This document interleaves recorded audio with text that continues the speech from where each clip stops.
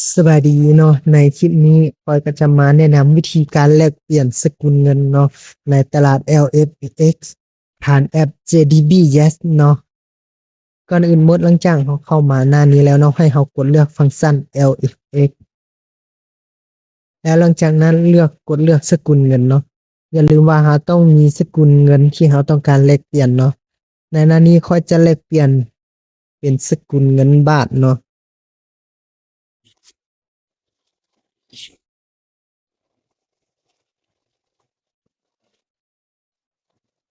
หลังจากมาหน้านี้แล้วเนาะให้เรามากดเลือกเนาะสำหรับใครที่ยังบ่ทันฝากเงินเข้าระบบเนาะเราจะต้องทำการฝากเงินเข้าระบบก่อนเนาะ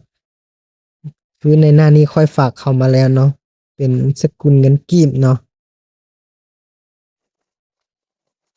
สำหรับวิธีการฝากเงินเข้ามาก็คือกดที่ฝากถอนเนาะแล้วหลังจากนั้นกดเลือกสกุลเงินที่เราต้องการฝากเข้ามาเนาะ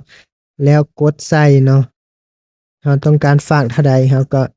กดใส่เนาะแล้วหลังจากนั้นกดฝากเงินระบบจะทำการฝากเงินเข้ามาให้เราเนาะแต่ว่าในหน้าที่ค่อยฝากเงินเข้ามาแล้วค่อยจะทำการแลกเปลี่ยนเนาะสำหรับในการแลกเปลี่ยนตัวนี้เนาะค่อยจะต้องการแลกเปลี่ยนเป็นเงินบาทค่อยจะเลือกอยู่ที่สกุลเงินบาทอย่าลืมเนาะเราจะมาสังเกตในราคา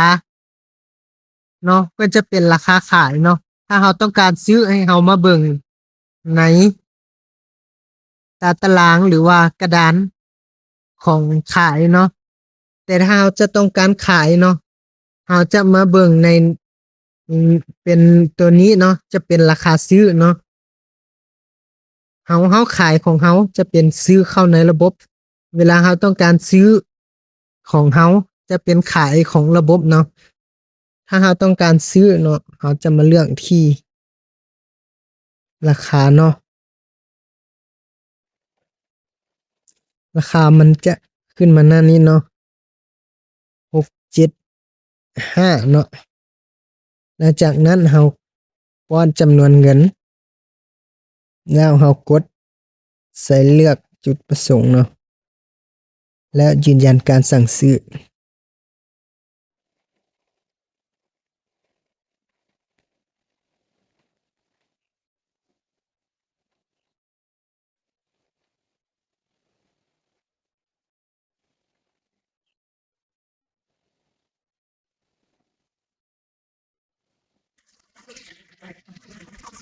หลัง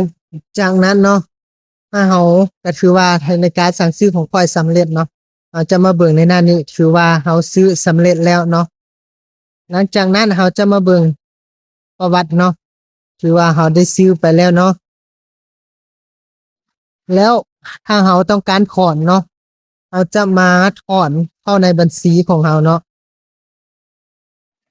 เราจะได้อยู่ที่429.59 บาทเนาะแต่ถ้าเราต้องการถอนเรามากดเลือกสกุลเงินที่เราต้องการถอนเนาะในหน้านี้ข้อยจะถอนทั้งหมดเนาะ429.59เนาะแล้ว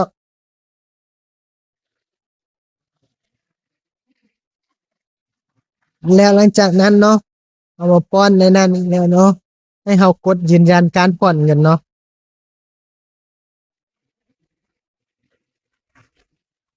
ถือว่าการถอนเงินของข้อยถือว่าสำเร็จเนาะ